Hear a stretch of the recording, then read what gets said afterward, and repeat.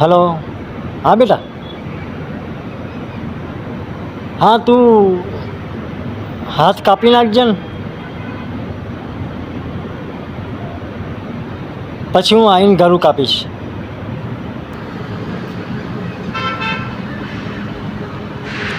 Hello, police station. અહીંયા એક ભાઈ ખૂન કરવાની વાત કરાશે, ફટાફટ આવો તો. અરે ખબર નહીં કોણ હોય એ, હાથ કાપવાની વાત કરાશે, પગ કાપવાની વાત કરાશે, ગળા કાપવાની વાત કરાશે. હવે મર્ડર કરી નાખશે એ ભાઈ. એટલે ભાઈ પોલીસને શું કોઈ ફોન કર્યો?